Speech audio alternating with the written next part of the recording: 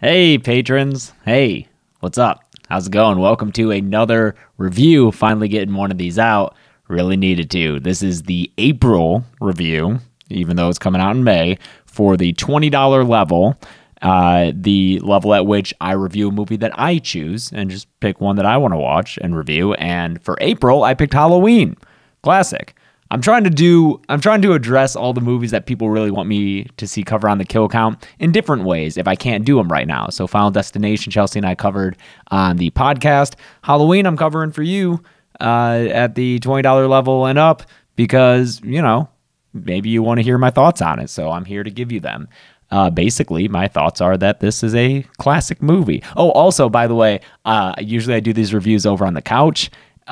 This time I'm just doing it over here by the set because we had this set up for the podcast. I figure why not give you guys a little bit better sound quality because these mics are the best ones that we have and a more interesting background than just like my red couch that I'm lounging on. So that's why you're getting that this month. And also, if you're new to my Patreon and this is your first review watching, these reviews are just kind of my stream of consciousness thoughts. They're unedited reviews. There's no movie clips or footage in here. Sorry about that if that's what you're here to see. But they're just me talking about the movie and what I think. And really, I want to see comments from you guys with your thoughts and responses to my ideas and to the movie itself, because I'd love to start that dialogue about all these movies that I watch and review. So there's my little spiel, but we can get on to the review itself of Halloween, the classic from 1978, John Carpenter.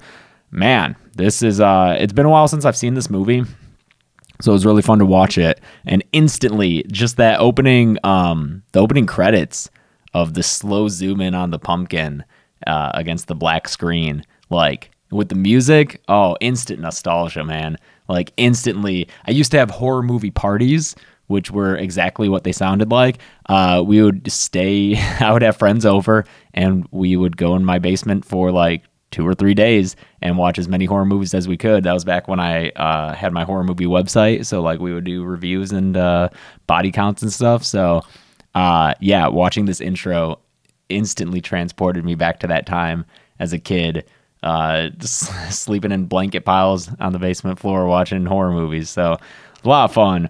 There's a reason this movie's a classic, because it's just so damn good. I mean, John Carpenter obviously is the director of my favorite horror movie, The Thing, but he made Halloween and made it a classic through his direction and his really, I think the music is a huge part of it as well, and I think it's awesome that he composed the music for it. It's rare for a director to also be the composer. I always love to see a director do multiple roles, whether that's editing or composing.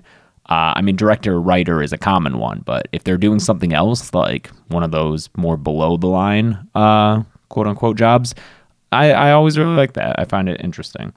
So, yeah, Halloween is great, obviously. It is a little cheesy. It's a little cheesy and it's a little slow.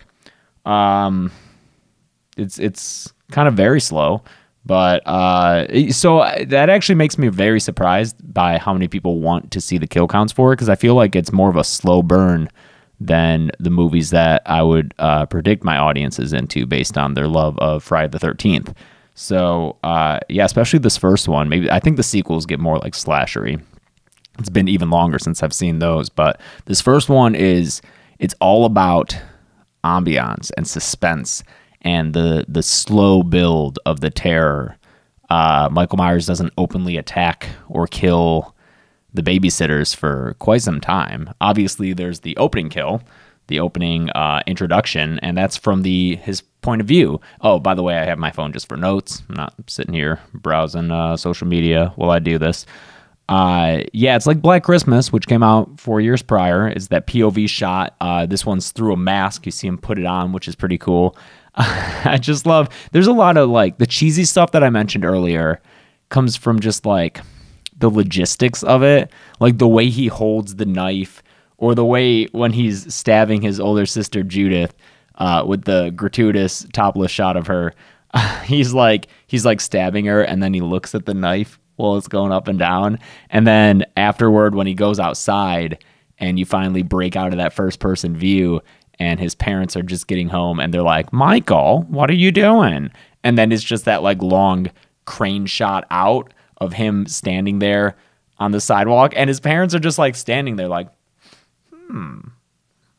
and the whole time this shot is going out, it's like it's like they're standing there without talking or anything for like a minute, and like that's kind of silly, it's kind of goofy, but it works. It's so funny. I feel like the movie became a classic in spite of cheesy stuff like that, and I think that it's easy to understand why some people might dismiss the movie as being like dumb or bad, especially since a lot of that stuff's right there in the beginning. They might have seen this movie when it first came out and been like, this is trash.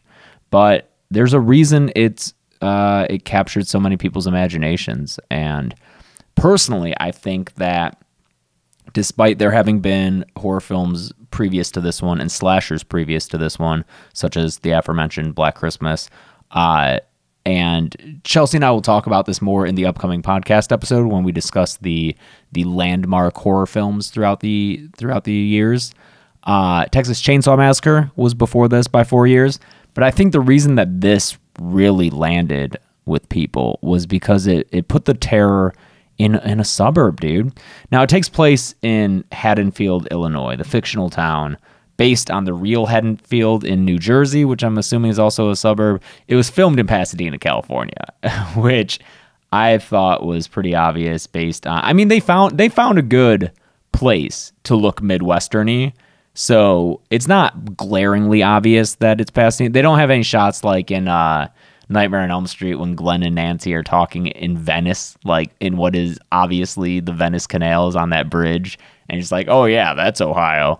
But there are a few palm trees in the background of Halloween. I thought the laundry shack that Anne goes out to at one point, I was like, I don't think anyone in Illinois is going to have their laundry machines in a backyard like shack. I think that's a California thing.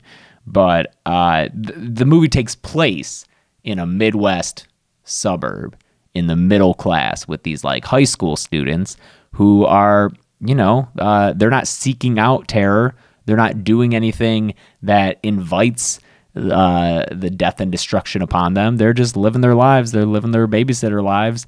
And sure, her friends drink and smoke, although John Carpenter has said that he didn't intend for this to be a kind of morality lesson where the people who drink and smoke get killed and the more virginal Jamie Lee Curtis survives. He said he didn't intend for that. He just needed them to be distracted, which, cool, that's fine. I believe him, but you can still read it, especially with the imitators that came later that copied that format as the genre as a whole, making a commentary on the morality of doing stuff like that. But either way, even if they're drinking or smoking or having sex, they're still not invited. That's things that all suburban kids do. What the fuck else are you going to do in the suburbs? I grew up in the suburbs, man. That's all I did. So yeah, they're just living their suburban lives, and here comes Michael Myers, fucking this faceless, silent killer. And man, the look of Michael Myers is so cool. That's another reason that this movie did so well. Because, like, in Black Christmas, you have Billy, you barely see him at all. You see some eyes, like his eyes looking out. Texas Chainsaw Massacre, you definitely have Leatherface, and he stands out, of course. But Michael Myers is just, like, it's so simple. Just that white William Shatner mask, like, bleached out, painted white, actually, and with eye holes cut bigger. And it's so good. And just the mechanic's jumpsuit that he kills the guy off screen for that you get is just so simple and so spooky.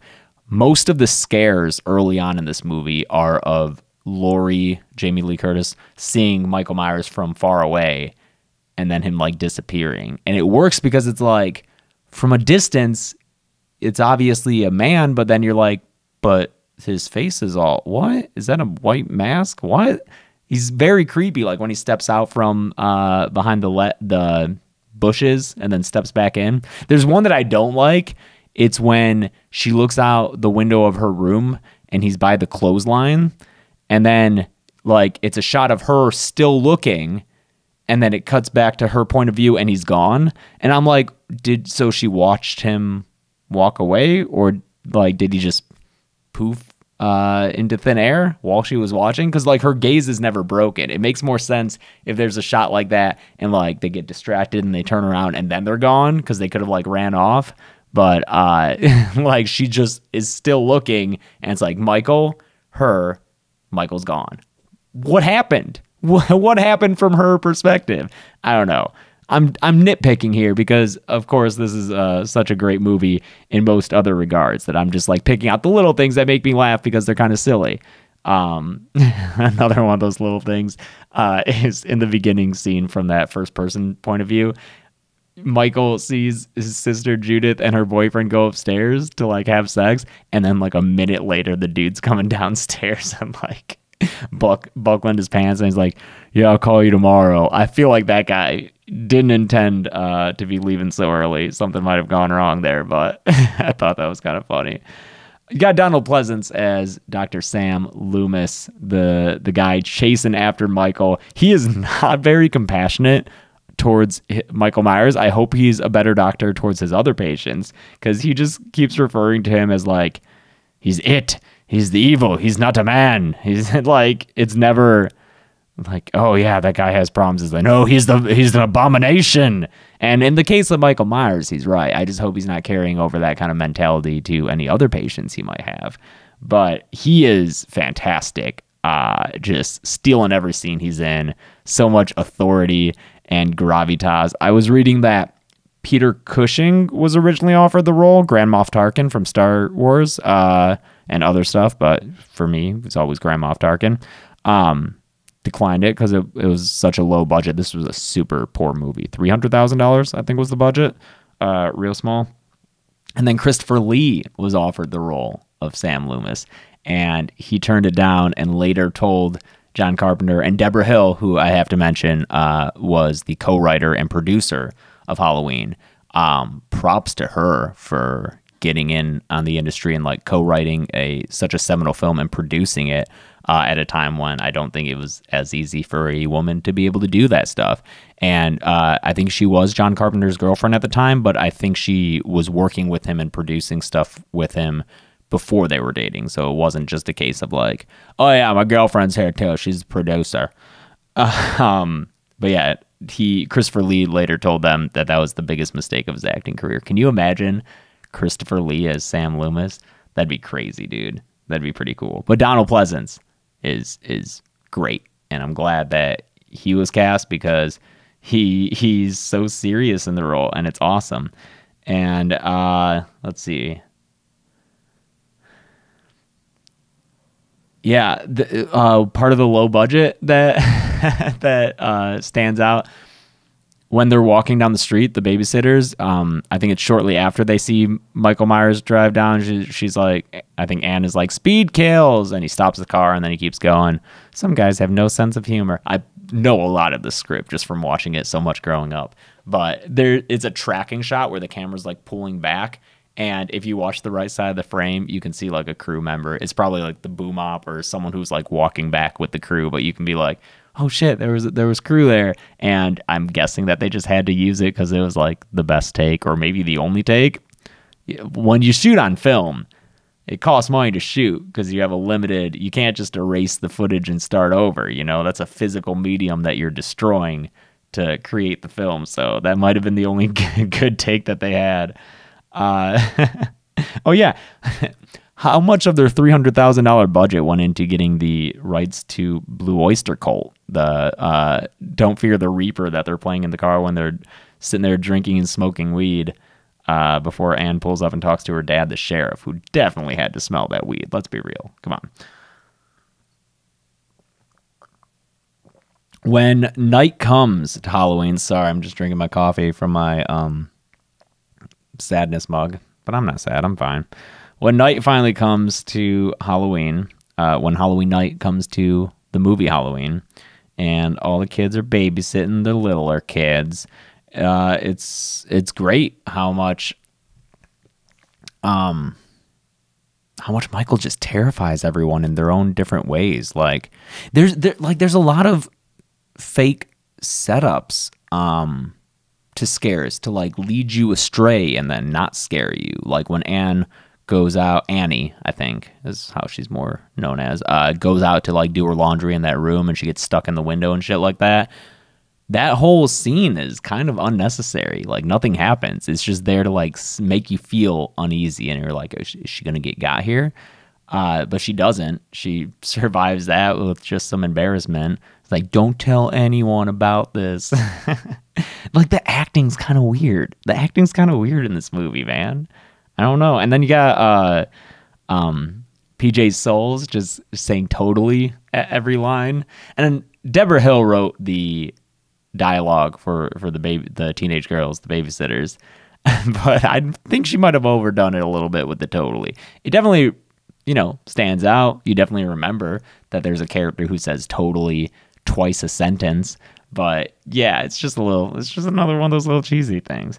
But when Michael starts killing them, it's some scary shit. You get some good jump scares when he jumps out of the back seat with to strangle Annie and stab her. That's a very loud, very good jump scare. It got Chelsea big time. We were watching it, and she's kind of sensitive to jump scares, and he like pops up and is like, "Oh shit!" And then the car horn is great. My favorite though is definitely with Bob, when he comes in and kills Bob, who's downstairs getting beers after he bangs PJ Souls. After they bang in this stranger's house. Keep in mind that this house belongs to what's the little girl's name? Lindsay Wallace, I think, and her family, who Annie is babysitting. And then Annie takes Lindsay over to the Doyle house. Yeah, Tommy Doyle, to the Doyle house, and drops Lindsay off and then goes in and gets killed. And then friggin' PJ Souls and Bob shows up and they are just gonna bang in the stranger's room. It's like in Jack Frost when Shannon Elizabeth and her boyfriend go to like have sex in the sheriff's house. Although that's like a targeted like, oh, this will show him what's up. But like in this, they're just fucking going because it's a spare house, which, you know what, I get. I was a horny high schooler too at one point, man. If there was like a spare house and you're like, hey, the family won't be home, the house is yours. Sure, yeah, you take what you can get. I find it hilarious though that there are lit jack-o'-lanterns next to the parents' bed that they're having sex in, which we don't see them put there. So like, did the parents like, all right, honey, we're gonna leave you with Annie the babysitter. Before we go, we're gonna light the jack-o'-lanterns on our nightstands. All right, have a good night. Don't have sex in our bed. Whoops, PJ Souls didn't hear that, so she does with Bob, and he goes downstairs and gets a beer, and then is attacked by Michael Myers and is held up to the wall and stabbed in the gut with the butcher knife, Michael Myers' weapon of choice, and then Michael Myers steps back and just through John Carpenter's awesome direction, it's like shot of Bob against the wall, shot of his feet still in the air, and then wide shot. One of the coolest shots of the movies is the wide shot of Michael Myers looking at Bob pinned to the wall, and then just like doing the head turn, the head tilt that would become so ubiquitous with these silent killers. They always do the head tilt. And I'm not sure if Michael Myers was the first one to do it, but it's definitely maybe the most famous one, I think, is when he does this. And then I love that he comes upstairs dressed as he's a sheet ghost with Bob's glasses over them, which is that's like creepy. That image of him standing in the doorway with just the bed sheet and glasses. And it's like, oh, hey, is that a sense of humor, Michael Myers? Because like, I don't know how necessary that is. Also, putting the glasses on over the sheet, that's some funny shit, dude. You know what you're doing, right? You're being funny. You know you're being funny. So I like that. That's fun. Then he kills PJ Souls on the phone. Laurie Strode does a classic Final Girl circuit, including finding all the bodies of her dead friends, which includes Annie splayed out on the bed with the friggin' tombstone of Judith Myers, Michael's sister that he killed in the beginning, on the bed because Michael just swung by the cemetery and stole this tombstone. We saw a scene earlier where Dr. Loomis goes with the graveyard guy and they go check it out and the tombstone's gone. So I mean, I guess that establishes both that Michael Myers is super fucking strong, that he was able to carry a gravestone all willy-nilly, and that he's just, you know, obsessed with that part of his history. And in this movie, Laurie Strode is not related to him. She's just a random person. She does have the keys to the Myers house, so she has that connection, but it would be in Halloween 2 that they establish she's his sister, younger sister. And that's no longer canon in the new one coming out this year, because that's going to be a direct sequel to this first one, also named Halloween. I'm sure you've heard me bitch about that many times. Why would they call it Halloween, dude? There are now 3 Halloweens in that series. There's fucking 3 Halloweens. So dumb. Loomis notices his car, I guess, that Michael had stolen earlier on the street. I don't know why he didn't notice it earlier, because Loomis, this whole movie, he has a strong start when he's like, you know, when he goes to the psych ward and then he gets his car stolen and then he's trying to track down Michael and he's talking to the sheriff. But then when night comes, him and the sheriff are just like hanging out and he's just like watching over the Myers house, and he's kind of wasted during that. I don't know. I wonder if they just didn't know what to do with the character, so they just planted him in front of that house until he notices the car, which presumably has been there the whole time. But he happens to notice it right at the right time, and then also see the kids, Tommy and Lindsay, who, by the way, great actors, great kid actors. I love their relationship because they're just these friends who are like tight and live close to each other, and you know, they're a boy and a girl, but it's not weird. They're just friends. It doesn't matter. And I think it's great that when Lindsay's bored watching TV at her house and Annie's like, do you want to go watch TV with Tommy Doyle? She's like, yeah, hell yeah, Tommy's cool. And then she goes over there and like they have a fun relationship. They like scare each other, and they like do bits together. It's great. I love it. And Laurie Strode ends up sending those kids down the street to, I forget whose house this is like a line that's referenced in Scream too, but she sends them out to go get help. This is one of those moments though where I'll talk about this in the podcast too, but like when Laurie finds the bodies and then gets slashed in the arm by Michael and she like runs out of the house, I would just fucking keep running like down the street. Just run. You're in a suburb. Just run until you're in like a more wide open area, a main street or some shit. Why are you going to run back to that other house, a couple houses down? Eventually Michael tracks her down there, and only after she like tries to get help from neighbors who are totally like no, and they turn off the lights and close the shades. Like that sucks. I wonder if that's like, I mean, that can definitely be read as a commentary on I don't know, this is 1978. This is after the 70s were pretty tumultuous. Obviously, the late 60s were too. So, you know, this is that time in American history where older Americans feel like it's a different America now. It's not as simple. Neighbors don't help each other, stuff like that. So I wonder, you know, you can read a lot into that one little moment when she's banging on the neighbor's door for help and just gets shut out instead. Yeah, I love, you know, put different lenses over your viewing of these movies, and it's always fun to see.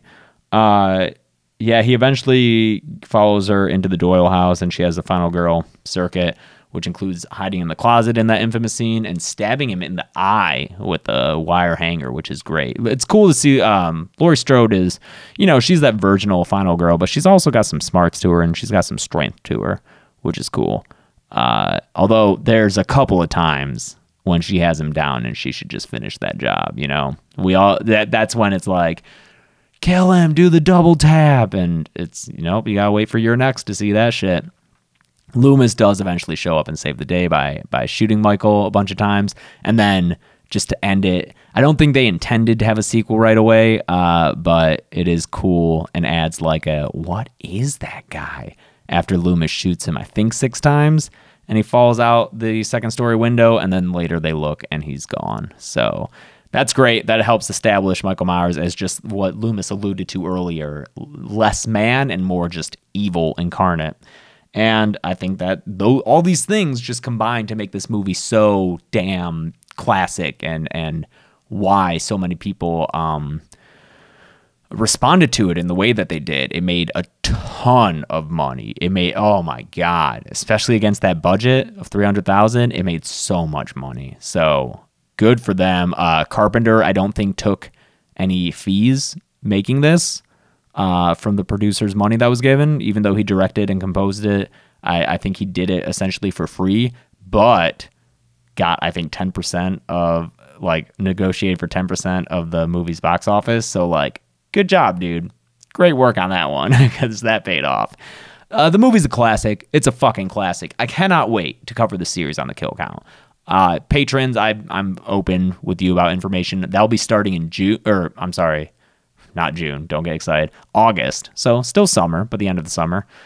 They'll start late August with this first one. And then because there are 10 movies, it'll end. The last one will come out that last Friday before Halloween. So that's the plan, is to do that. I really can't wait to do it because I don't remember the sequels hardly at all. Halloween 2 I remember is in a hospital. Halloween 6 I remember is bad. 3 obviously has nothing to do with them. And then 7 H2O I might remember a little bit better. But like other than that, dude, like 4 and 5 and Resurrection, I don't remember shit. So I'm really excited to, and I've never seen the Rob Zombie remake or the sequel either. So this is going to be a very fun series for me to revisit and experience for the first time and just delve into. And he's got some high numbers. He's not a Freddy Krueger. He's no one's as high as Jason when it comes to the kill count, but I think Myers is number 2 on that list. So that'll be fun for me graphics wise. Woo! In any case, I hope you enjoyed this review of Halloween. Like I said, at the $20 level, it's a movie every month that I pick and watch and review for you. If you want to have some input in the movie that gets chosen, that's the $50 level. If you have any suggestions for a better reward at this tier, go ahead and hit me up, because or just let me know, how much do you like these reviews? Do you listen to them? Do you enjoy them? Do you like the new setting? Does it not matter? Let me know. I love your feedback. I want to hear from you, because y'all are the ones supporting me and helping me, especially through this crazy time with Saw and all these copyright claims that just keep on coming, dude. Happy Death Day got copyright claimed yesterday. It never ends, dude. But that's why I have you guys. You're fucking. It makes me feel so good that you're all supporting me the way you do. So I always want to hear from you and make sure that you're pleased and satisfied with your pledge on Patreon. So thank you for that. You'll get another review very shortly, because I need to get the May review up. So consider this like consider a double header or twofer, but no, you didn't get the April one. So consider this me making good on my promise. I'm not doing anything above and beyond. In any case, thank you so much for all that, and I'll see you on the next one.